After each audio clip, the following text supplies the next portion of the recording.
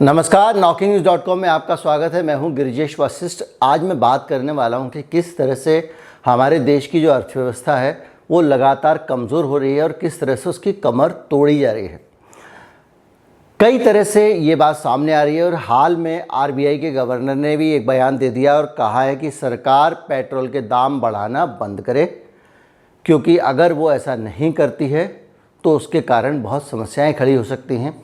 कौन कौन सी समस्याएं खड़ी हो सकती हैं उसका जिक्र आगे जो मेरा विश्लेषण है इस प्रोग्राम में उसमें मैं आपको बताऊंगा।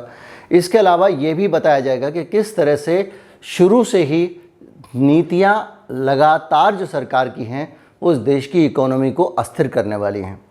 वो ऐसा क्यों कर रही है, वो कौन सी चीज़ें हैं, क्या इसके पीछे कुछ ऐसे फोर्सेस इंटरनेशनल काम कर रहे हैं जो नहीं चाहते कि भारत तरक्की करे। क्या भारत एक समय में जो दुनिया की 5वीं सबसे बड़ी अर्थव्यवस्था बन गया था वो ब्रिटेन से भी आगे निकल गया था, क्या उसका ये तरक्की की रफ्तार ही भारत को महंगी पड़ गई और पश्चिमी देश उसके पीछे पड़ गए। क्या हमारी सरकार वित्तीय मामलों का ठीक से प्रबंधन नहीं कर पा रही है, क्या हमारी सरकार इकोनॉमी को ठीक से आगे नहीं बढ़ा पा रही है, क्या हमारी सरकार इकोनॉमी को ठीक रखना नहीं चाहती है। इन सारी चीज़ों पे का जो मुझे लगता है विश्लेषण जो है वो इस छोटी सी बातों के ज़रिए इनके उत्तर खोजने की हम कोशिश करेंगे। कहीं मत जाइए, चैनल को सब्सक्राइब कर लीजिए। वैक्सीन को लेकर तो बुरी खबर आ गई है। कोरोना है भी या नहीं है, जो आपके जीने की पहली शर्त होगी आपको वो करनी ही होगी। और विचलित करने वाली खबरें, सबसे ज़्यादा मुनाफा बाजार को हो रहा है। वायरस है उसका हवा में घुल जाना, इससे बड़े सवाल खड़े हो गए। इस पर बातचीत करेंगे। नमस्कार।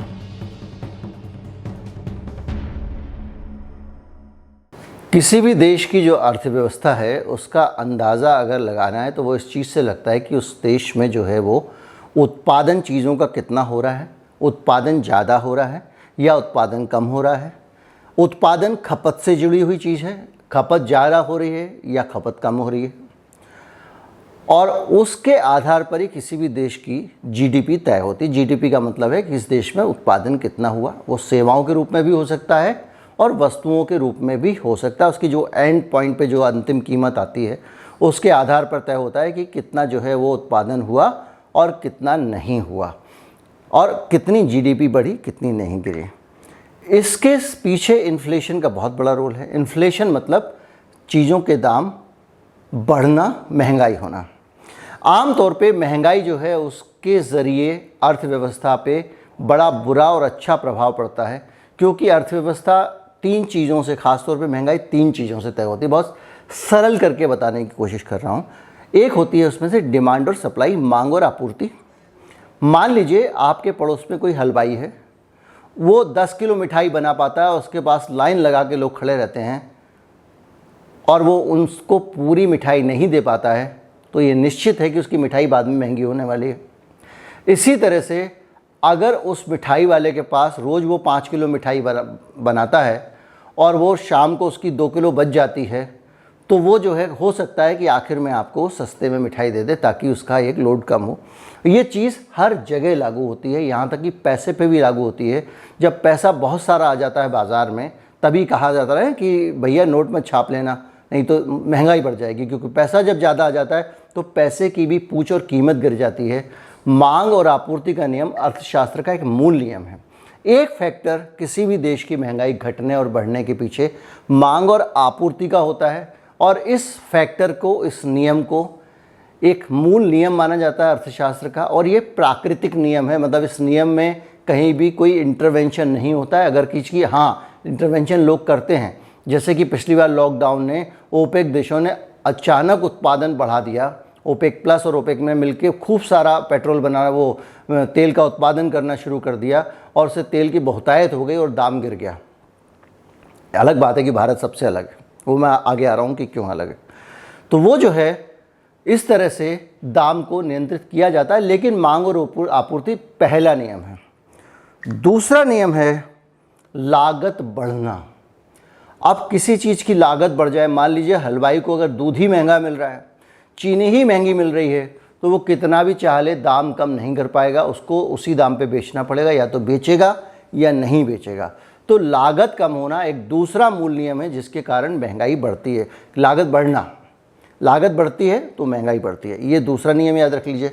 तीसरा, पैसे ज़्यादा आ जाएं, रुपए की कीमत कम हो जाए, ज़्यादा से ज़्यादा रुपया बाज़ार में आ जाए, तो मैंने जैसा अभी आपको बताया था कि जब बहुतायत में रुपए होंगे तो महंगाई बढ़ जाएगी। ये 3 फैक्टर हैं जो महंगाई को नियंत्रित करते हैं। और भारत में अर्थव्यवस्था को बर्बाद करने का जो खेल है वो इन तीनों चीज़ों से ही शुरू होता है। मैं आपको एक एक करके बताता हूँ कि किस तरह से लगातार सरकार की नीतियाँ इस देश को आर्थिक गड्ढे में डुबोने वाली रही हैं। भारत में महंगाई कम या ज़्यादा होने का कारण मांग और आपूर्ति का विषय नहीं है। मांग और आपूर्ति से ज़्यादा बड़ा विषय जो अननेचुरल विषय है, जिसके ज़रिए सरकार दामों को नियंत्रित कर रही है, प्रभावित कर रही है, वो विषय है लागत का कम या ज़्यादा हो जाना। हमारे देश की आज की जो पूरी की पूरी इन्फ्लेशन का जो सिनेरियो है, जो महंगाई का परिदृश्य है, वो लागत बढ़ जाने से जुड़ा हुआ है। लागत बढ़ने के 2 कारण हैं। पहला कारण है जीएसटी। जीएसटी आने के कारण बहुत सारी चीज़ें अनिवार्य टैक्स के दायरे में आ गई और उसके कारण उन पर मोटा टैक्स भरना पड़ रहा है। 28% टैक्स एक बड़ा टैक्स अमाउंट है और सीधे सीधे किसी भी चीज़ की कीमत 28% बढ़ जाना, जिस पे पहले टैक्स कई बार तो लोग चुका ही नहीं रहे थे और नॉमिनल 4% के आसपास टैक्स होता था।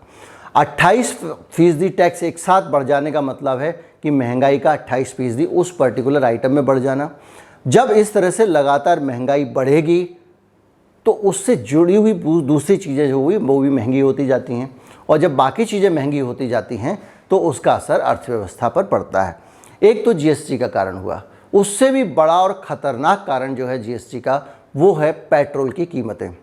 पेट्रोल और डीजल की जो कीमतें हैं, जो बायोफ्यूल की कीमतें हैं, उन पे सरकार अंधाधुंध तरीके से टैक्स बढ़ा रही है और टैक्स बढ़ाने के कारण उनकी जो लागत है वो लगातार बढ़ती जा रही है। जब लागत बढ़ेगी तो सप्लाई हो ना हो, डिमांड हो ना हो, चीज़ों का दाम बढ़ता है और उनका दाम बढ़ाना ही पड़ता है। हमारे देश में लोगों के पास नौकरी नहीं है, काम धंधे नहीं हैं, जिनका कारोबार था वो घट गया है, जिनका वेतन था वो भी कट कर मिल रहा है, यहाँ तक कि सरकारी कर्मचारियों का भी वेतन काट कर कई जगहों पर दिया जा रहा है। यानी कि किसी भी तरह से डिमांड जो है वो बढ़ने का कोई स्कोप नहीं है। डिमांड नहीं बढ़ रही है, उसके बावजूद दाम बढ़ रहे हैं और उसकी वजह जो है वो यही है कि सरकार जो है वो दाम को नियंत्रित कर रही है। वो चीज़ों की लागत टैक्स लगाकर बढ़ा रही है और लागत बढ़ने के कारण दाम बढ़ रहा है। तो ये भारत का जो सिनेरियो है, दाम का सिनेरियो। अब मैं आपको बताता हूँ कि किस तरह से रिपल इफ़ेक्ट हर चीज़ पर इसका पड़ता है। अगर आप डीजल और पेट्रोल के दाम बढ़ाते हैं तो उसका सीधा सीधा असर डीजल और पेट्रोल से जुड़ी हुई चीज़ों पे पड़ता है, जैसे कि प्लास्टिक के जितने भी काम होते हैं, प्लास्टिक की जितनी भी चीज़ें बनती हैं, उनके उत्पादन में पेट्रोल की ज़रूरत पड़ती है।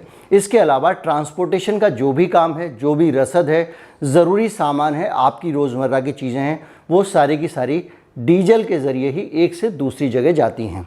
और इसके अलावा जब चीज़ों का दाम बढ़ता है तो फिर वो जो व्यापारी हैं वो भी ऐसा नहीं करते हैं कि वो इंडेक्स एक एक पैसा मिला के उतना दाम बढ़ाएं, वो भी अपना मुनाफा बढ़ा लेते हैं।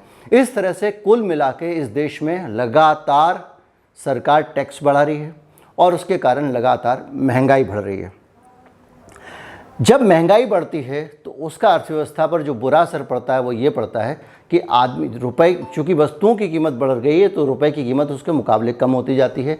चीज़ें जब महंगी होती हैं तो विदेशों में जब आप एक्सपोर्ट करने जाते हैं तो आपकी चीज़ों को बाहर के लोग उनका स्वागत नहीं करते हैं, वो दूसरे देशों से चीज़ें खरीदना शुरू कर देते हैं जहाँ की चीज़ें उनको सस्ती मिल रही हैं। इसके कारण आपका निर्यात घटता जाता है, यानी विदेशी मुद्रा जो आ रही थी आपको बाहर सामान भेजने से, वो आपको नहीं मिलेगी और जब विदेशी मुद्रा नहीं मिलेगी तो आपके आयात पर भी असर पड़ेगा। पहले ही आपको आयात जो है वो महंगा करना पड़ेगा और उसके अलावा जो है विदेशी मुद्रा जो है वो उसके अलावा और दिक्कत आने लगती है। इससे सुविधा किसको होती है? जब आपका रुपया गिरता है तो सुविधा होती है मल्टीनेशनल कंपनीज़ को, विदेशी निवेशकों को। वर्ल्ड बैंक और आईएमएफ यही चाहता है। वो चाहते हैं कि किसी भी तरह से जो विदेशी पूंजीपति हैं, जो बड़े बड़े कारोबारी हैं इंटरनेशनल, वो जब आपके देश में आए तो उनको कम से कम खर्चा करना पड़े, कम से कम जो है उनको कम पैसे में वो आपके यहाँ इन्वेस्ट कर पाएँ। तो जैसे ही रुपया गिरता है वो लोग कहते हैं और गिराओ। जहाँ जहाँ जब जब IMF वर्ल्ड बैंक ने लोगों को लोन दिया है, मुद्रा के अवमूल्यन का विकल्प भी दिया है कि आपकी अर्थव्यवस्था उससे सुधर जाएगी। अब पता नहीं, मुद्रा का अवमूल्यन सबसे ज़्यादा तो वेनेजुएला में हुआ, उनकी अर्थव्यवस्था तो सुधरी नहीं, वो तो घुसती चली गई। वो और अर्थशास्त्री बताएंगे जो भी है, लेकिन कुल मिला के इसका लाभ जो होता है वो किनको होता है? विदेशी ताकतों को होता है। विदेशी ताकतों का जो सरमौर है, सरगना है, वो कौन सा देश है? वो अमेरिका है। अमेरिका जो है वो पूरी दुनिया में व्यापार का और व्यापारी फ्रेटर्निटी का सबसे ज़्यादा ख्याल रखने वाला देश है। और व्यापार का नहीं बल्कि पूंजीपतियों का ख्याल, सारे बड़े बड़े पूंजीपति बिल गेट्स से लेकर रॉकफेलर से लेकर सारे के सारे वहीं बैठे हुए हैं और वो पूरी दुनिया की नीतियों को इन्फ्लुएंस करने की कोशिश करते हैं ताकि उनका खजाना बढ़ता रहे। और अमेरिका की सरकार भी उनके लिए ही काम करती है और उसका भी पूरा एजेंडा ये होता है कि जो अमेरिकन कंपनियां हैं उनका कारोबार किस तरह से दुनिया में बढ़े। तो किसी भी देश की जब मुद्रा नीचे गिरती है, इन्फ्लेशन होता है, तो उसका फ़ायदा उन लोगों को मिलता है, तो वो यहाँ इन्वेस्ट करते हैं क्योंकि यहाँ कारोबार बढ़ता है। जब महंगाई होती है तो छोटे छोटे कारोबारी जो हैं वो धीरे धीरे उनका काम कम होने लगता है और लॉन्ग टर्म में बड़ी कंपनियां ग्रो करने लगती हैं। इसलिए भी विदेशों से उनमें निवेश आता है। और आपने देखा होगा कि लॉकडाउन के बावजूद, सारी बर्बादी के बावजूद बड़ी बड़ी कंपनियों का शेयर बढ़ता जा रहा है क्योंकि लोगों को पता है कि आगे जाके यही कंपनियां सर्वाइव करेंगी, बाकी छोटे मोटे तो मर जाने वाले हैं।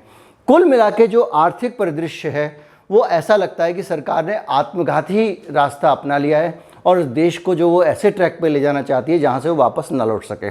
इसके लिए बहुत ज़रूरी है कि सरकार सबसे पहले महंगाई कम करे, आम आदमी को ज़्यादा चीज़ें कम पैसे में मिलें।